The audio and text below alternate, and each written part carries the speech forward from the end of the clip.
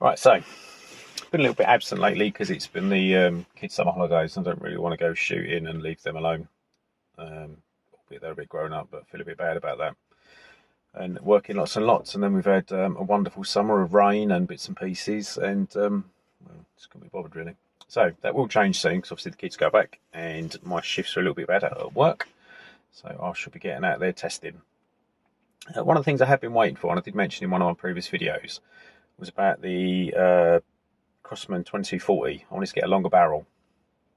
So currently it's a 7.5-inch barrel with a pistol, and obviously with the the 2250, it's a longer barrel, and you can get obviously longer barrels that fit between all the Crosmans.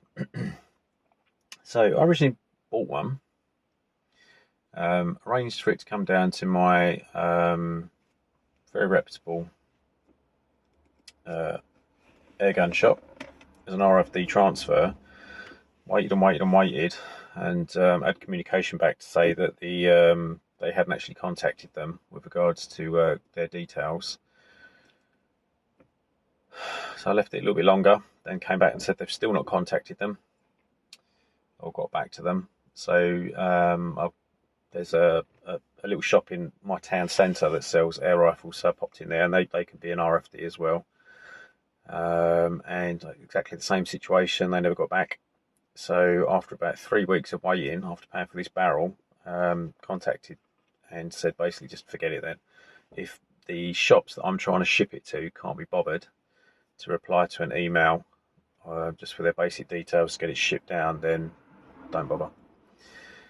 Looked on eBay, there was a couple for sale, quite extortionate prices actually. So I thought, what I'll do, sod it. I found another one, and again put all my details about going to a airgun shop, and they emailed back straight away and said they don't do business with them, full stop, which I found kind of odd, but not odd after the initial conversations with the other shop that they never got back. I have RFD'd to them in the past.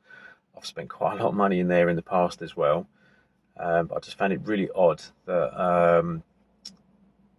a shop up north doesn't do business with a shop down here for whatever reasons. But yeah, there must have been once bitten, twice shy. So I nominated somewhere else, and I've gone to go and collect it there. So I'm currently in, I don't actually know where I am, North London somewhere. And I have picked it up. So I did actually I chased them and said, has it arrived yet? And they said no, and I was mighty pissed off because they said they'd sent it. So I contacted them, and they said the one that they had in stock that I bought was quite a poor condition. So they was waiting for a new batch to come in. That batch came in, and apparently they had to send it back because the quality was quite poor. And then this new batch that's come in, he rang me up to say that the bluing's not fantastic. Oh, fucking hell. The bluing on it is not fantastic. Just to let you know. I'll give you some good pictures when I get in, but yeah. Okay, whatever. But not that they offered me a discount on a part that obviously isn't up to scratch. But yeah, the bluing looks like it's been, well, what was it, the 2240 was made in the 80s and 90s? It looks like bluing's been sat there.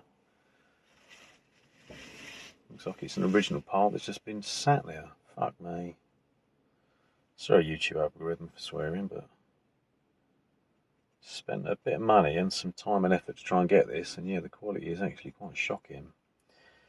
So I wasn't too concerned because obviously push comes to shove, I can always just remove the blue and put the blue back on. It's not the be all and end all. I've done it on a couple of barrels to some semi-good success.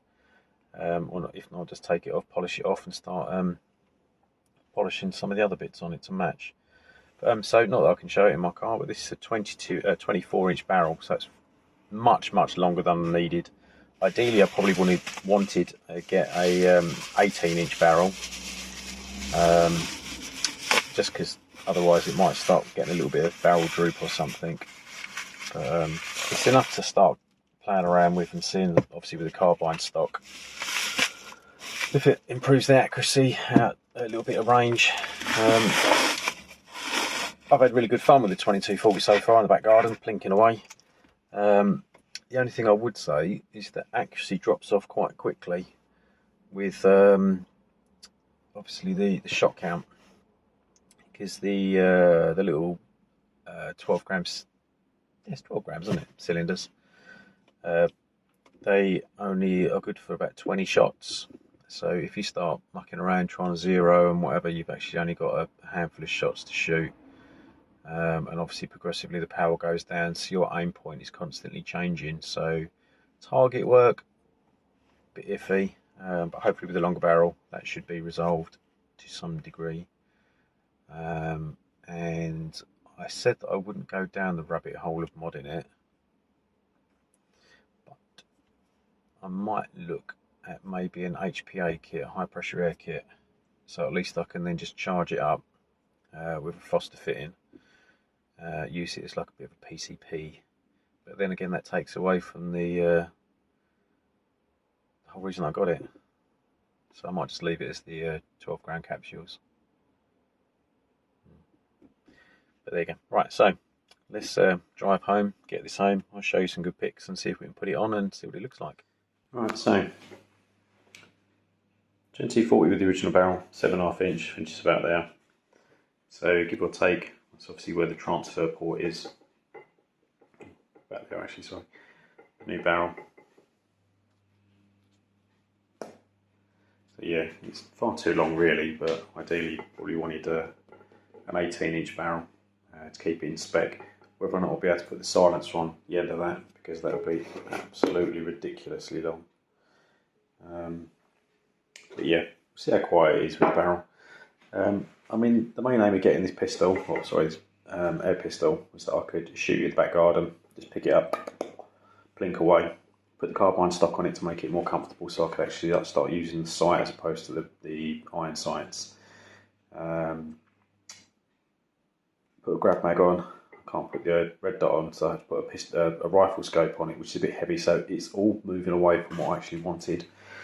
So whether or not I just take the grab mag off and just use single loading and get a nice, I must admit I did like using the red dot, get a red dot scope, and then it is literally just for plinking in the back garden, because as I say, the accuracy for this sort of drops off as the pellet shot or the shot count increases. But I want to pop this on anyway and see if I can improve the accuracy, turn it into a carbine rifle as it were. As I say, whether or not I change this to allow bigger capsules, the 8 grams, or drop down kit and a paintball marker cylinder, who knows. But first things first, with this rifle, the barrel, sorry, not the rifle, Jesus Christ, the barrel, is I need to sort this out. I'm not going to put it on the actual unit itself and then just keep staring at it. So what I think I will do is rub this down and re-glue it, because it is shockingly shit, and then put it on, just see how heavy it is. If it's too heavy, then take it off and I've got something to play with for another day. But yeah, we shall see. It started raining, so I'm not even going to bother. What I have noticed, I thought it was my eyes, it could well be, they're not the youngest anymore. See that? Is his barrel bent?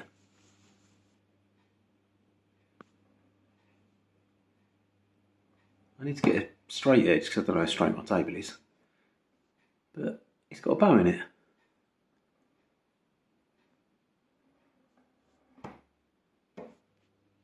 So how's that going to bleed and shoot? So yeah, well, even before I start bluing it, I will put it on the rifle and see if it actually fires, because I'm a bit pissed off. I've waited the best part of 2 months to get a barrel that's in pretty shit condition, bent as well, or bowed. Yeah, watch this space then.